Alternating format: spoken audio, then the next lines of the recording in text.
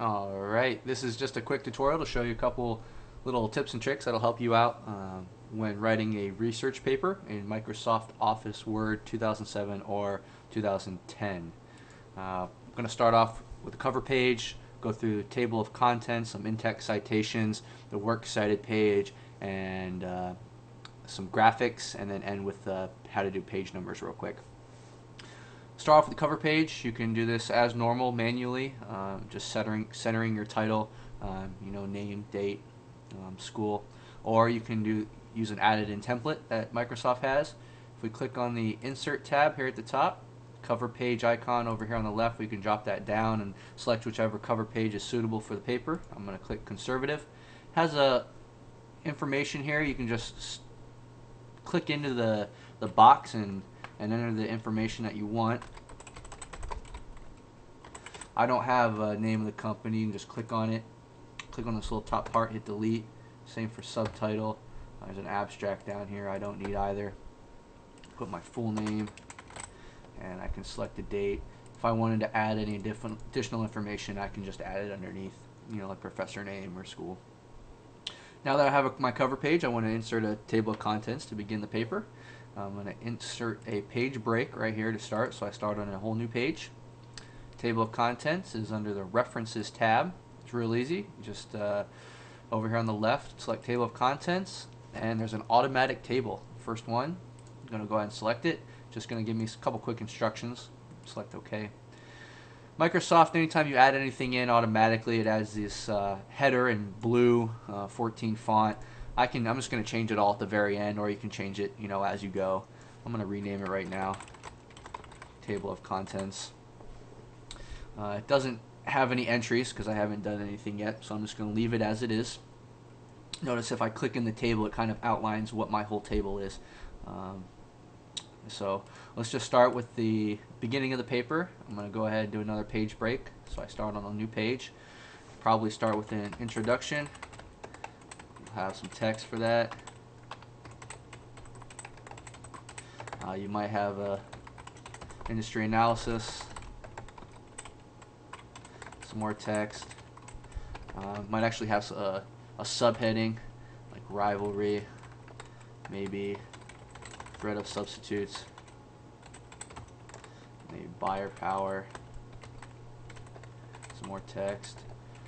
You might have another heading, cost analysis, maybe demand analysis, some more text.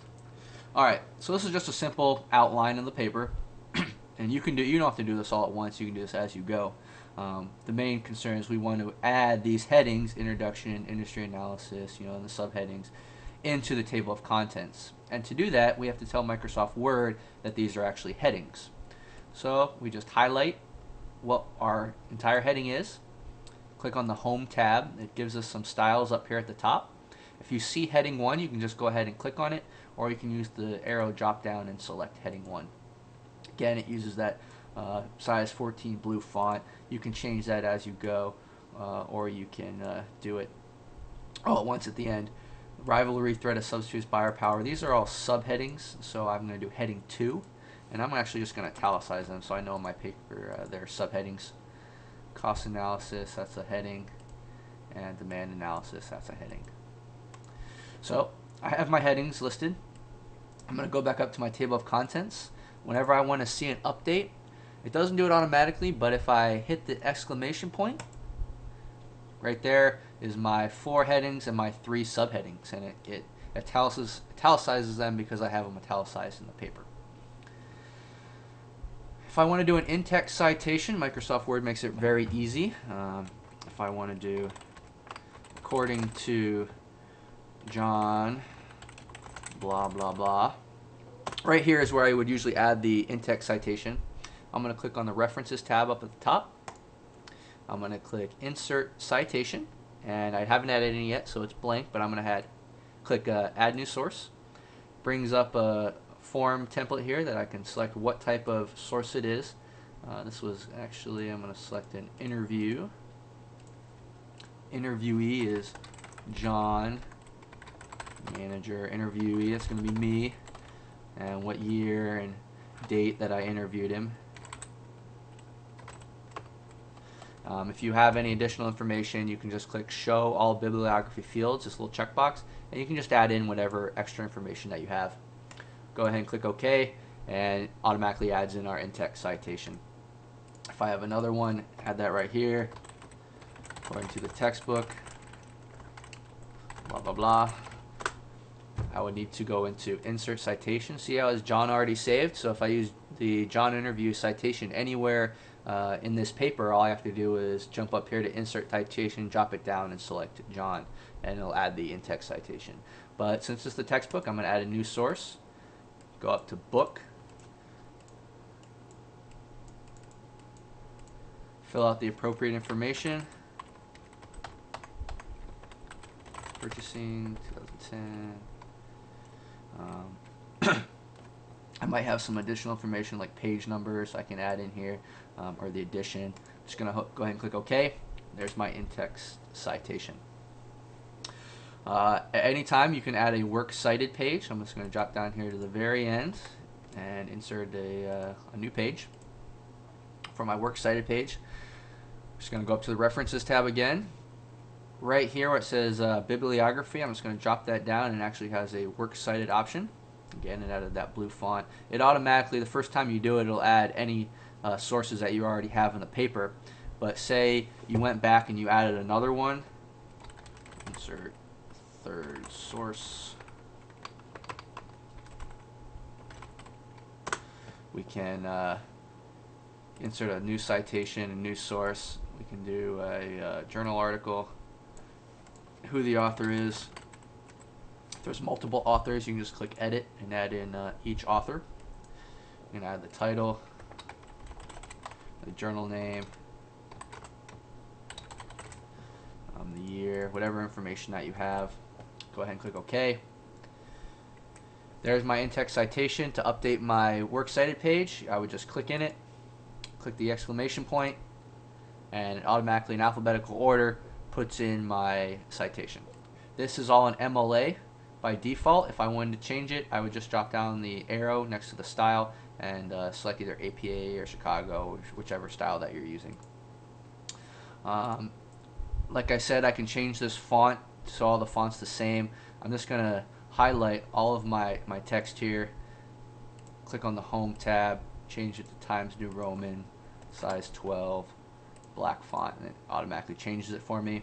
If I go back up to my table of contents, notice my works cited isn't there yet, but if I hit Update Table, Update Entire Table, it adds my works cited page and automatically updates the page numbers as well. Now, if I want to add page numbers to the footer of my document, I'm going to need the title page to not have a page number and the table of contents page to actually start on page 2. So I'm going to go up to Insert, and right here, kind of in the middle, is page numbers. I'm just going to drop that down, select wherever on the page I want my page number. I'm going to do bottom of the page on the right. It doesn't add one to the title page, which is correct, but it starts my table of contents on page 1. Since I want to start on page 2, I just need to go over here to the very left, drop down page number, format page numbers, and then right here it says start at 1. I'm just going to go ahead and hit start at 2. And now, again, no footer on my category, on my title page, but it starts the table of contents on page 2. Now, you're saying, well, it updated all your page numbers, so the introduction is now on page 3. I just have to click in my table of contents here, click the exclamation point, and update the table. It automatically updates everything for me.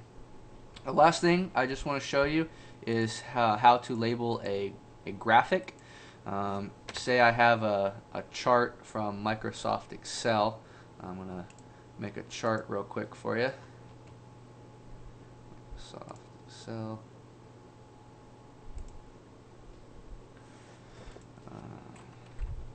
Title, number,